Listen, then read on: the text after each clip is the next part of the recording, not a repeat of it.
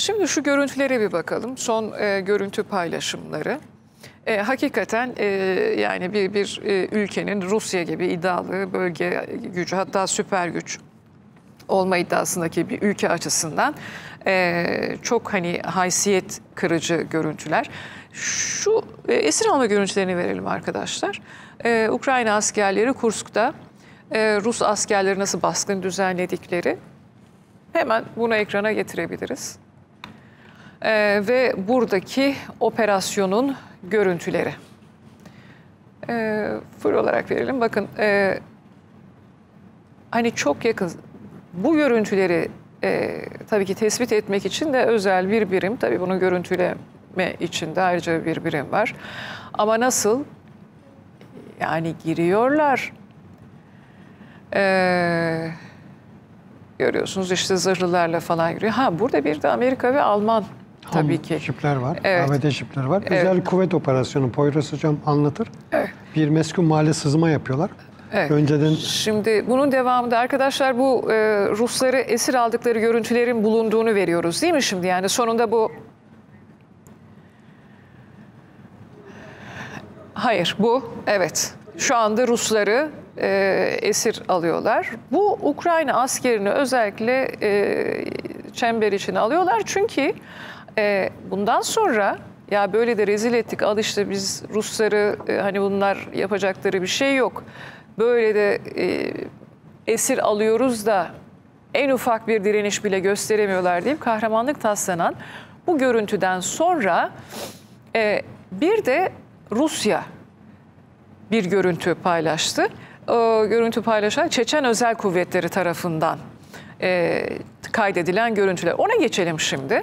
Çeçen Özel Kuvvetleri de o az önce yuvarlak içine alınan Ukraynalı'nın şu anda ekranın solundaki Ukraynalı olduğunu söylüyor. Yani bir tanesi Ukrayna askerleri nasıl özel kuvvet harekatı yaptı, rezil rüsva etti Rusları, nasıl derdest edip götürdü falan derken Ruslar da al işte o yakalayanı böyle de yakaladık diye veya esir alanları böyle de yakaladık diye görüntü var.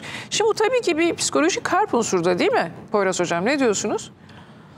Tabii Sayın Hanım, bakın siz ön söz yazmıştınız bu yeni konsept savaş kitabımıza, anımsayalım 2,5 yıl önce Ukrayna Savaşı başladığında. Burada tabii bir de Suat Begeç komutanımı savaş stratejisi, özellikle meskun mahallelerde muharebe. Yani günümüzde artık bundan sonra savaşların burada olacağına dair ifade ediyoruz. Burada bir propaganda faaliyeti var. İki tarafta işte ki unutmayalım yalnız ABD öncülüğünde ve Rusya desteğiyle bir esir takası, işte karşılıklı ajan takası Ankara'da gerçekleşti. Son derece önemliydi ve bu takasın içinde teslim edilenlerden Rus ajanlardan bir tanesi Çeçenistan-Rus Savaşı'nda aktif olarak görev almış bir isimdi. Yani dolayısıyla Paris'te yaşıyordu. Yani dolayısıyla Paris'te bile aslında alenen Paris'in herhangi gizli bir yerinde değil, çarşıda, pazarda vurulması gereken bir ajandan bahsediyorum. Yani çok değerli bir teslimat gerçekleşti orada ajanlar arasında ve dolayısıyla her şey böyle yolunda giderken Ankara, ABD, Rusya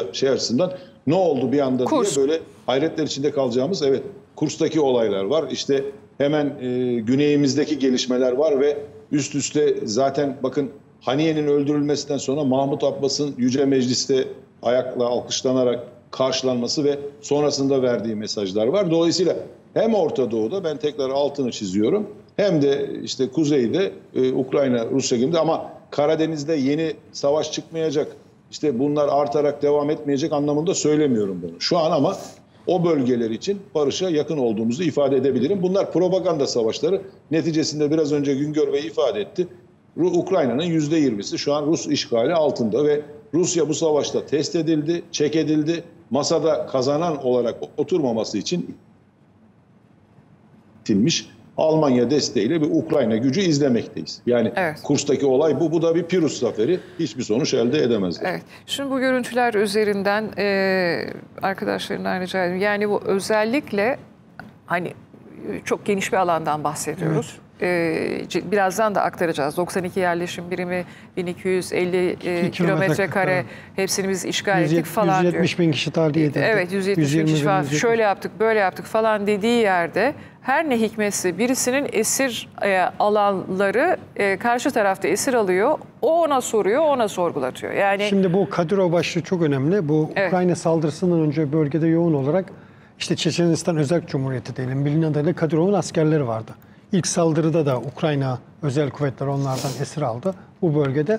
Şimdi tahliyeler yanında bu evler, az önce bir depoya özel kuvvet operasyonu yapıldı. İçeride Ukrayna askerlerinin yanı sıra Rus askerleri, çok az sayıda da Wagner'in, sonradan getiren Wagner ve Kadyrov'un adamları var. Aslında iç içe girmiş bir savaştan. Bunları yayınlamasının nedenleri sosyal medya. İşte ismini vermeyeyim, çok yaygın kullanılan bir sosyal medyada sürekli iki tarafta çok kullanıyor bunu. Telegram diyorsunuz. Evet, evet, Telegram'lı bir propaganda. Karşı tarafın moralini boz. Bakın Bu arada burada en başlıca şu. Yani hocam Kadyrov deyince Kadyrov'un da görüntülerini paylaşalım. Onun da ortasına bir ekleyelim. Evet. Bu görüntülerin geldiği karşılıklı bu işte psikolojik harp unsurlarının yaşandığı Telegram'da görüntülerin havada uçuştuğu dönemde Kadyrov da bir paylaşım yaptı. Arkadaşlar attım bunu. O Cybertruck paylaşımı vardı. Şu anda 28'in bulunduğu noktaya attım. Çeçen lider Ramazan Kadyrov. Biliyoruz onun tarzını. İşte böyle özel arkasına makinalı tüfek monte ettirdiği bir Cybertruck, işte siber kamyon diye mi yapmak lazım? Böyle bir görüntü paylaşıyor. Tabii bunlar korkunç pahalı araçlar. Hani bu nasıl oldu, nasıl geldi, bu adam bunu nasıl aldı falan diye düşünülüyor ama bunu da kendisine hediye olarak karışık dövüş sanatları dövüşçüleri, o Amerika'dakiler. şimdi ben onu anlatayım. Yani şu evet, görüntülere falan baksanıza, bunlarla birlikte sonra da yakalıyor Ukraynalıyı. Hadi diyor, söyle bakayım burada ne işin var Rus topraklarında diye. Şimdi Öyle bir durum. Ramazan Kadyrov, Van Damme, bu AMV'de dövüşçüler, sanatçıları parayla Grozny'ye getirdi. Onlarla bağlantısı var. Bu şovu defaatle yapmayı seven biri. İşte hayvanat bahçesi var. Başka şeyleri var. Bunları defaatle yapıyor.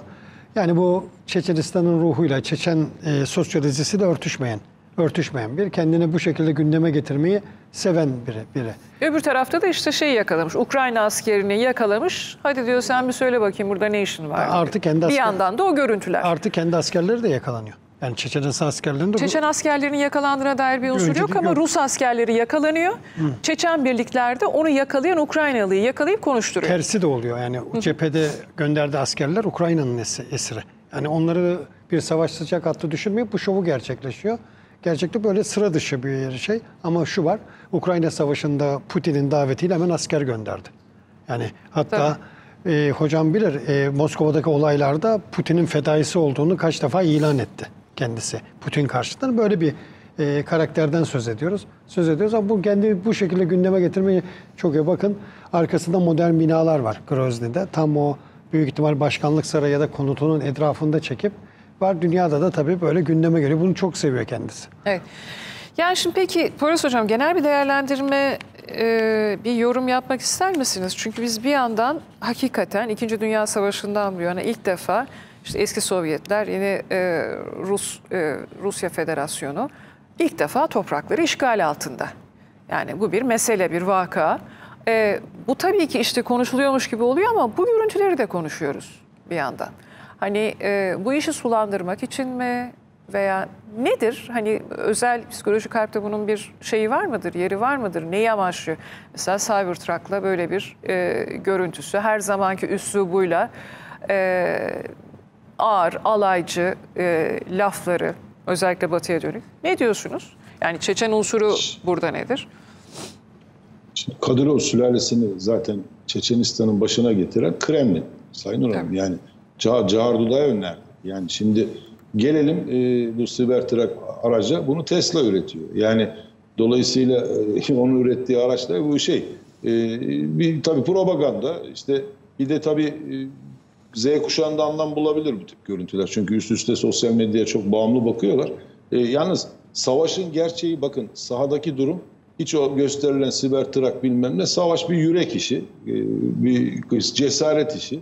Neticesinde öyle o bindiği araçla bilmem neyle değil ama teknoloji işi de aynı zamanda bu yüzyılda. Dolayısıyla işte 12 dakikada bir üstümüzdeki uydulardan birine ABD sahip. Yani uzaydaki yarışta Rus ve ABD mücadelesini, Çin ve ABD mücadelesini düşünecek olursak yani dolayısıyla işte geçen kurtarmaya yönelik Kazakistan'dan uydu gönderildi. Uzaydaki astronotlara yiyecek paketi gönderildi. Yani uzayda kalanlara. Yani dolayısıyla iç içe geçmiş bir uzay savaşından tümden gelimle baktığımızda ben artan gerilimlerin 1815'ler gibi olduğunu bizim şeyleri doğruluyor. Özellikle Waterloo Savaşı'nı işte Napolyon'u anımsayalım. İşte başaramadıklarını şu anda Hitler'in başaramadığını Zelenski mi başaracak? Yani dolayısıyla bunu Trump da ifade ediyor. Yani bir savaş makinesi o ülke diyor. Ne yapıyorsunuz diyor. Barışı getireceğim diyor. Şimdi tabii demokratların seçimi alıp alamayacağı yeni aday Harris'le beraber belirlenecek. 5 Kasım'a kadar birçok şey ortada gidip gelecek ama ben barışın gene de Trump'a kalmadan bir şekilde gelebilecek bir atmosferin aslında çünkü iki taraf da yıpratma savaşında çok yoruldu. Batı'nın da aslında şu anda bakın inanın arka planda NATO'nun genişlemesi gerçekleşti. İşte İsveç, Finlandiya şu an orada. Kuzey Kutbu eriyor. ABD belki de NATO üssünü İsveç'e kuracakken bir dünya gelişme için de burada bir sulh salaha ihtiyaç olduğunu değerlendiriyor. Evet.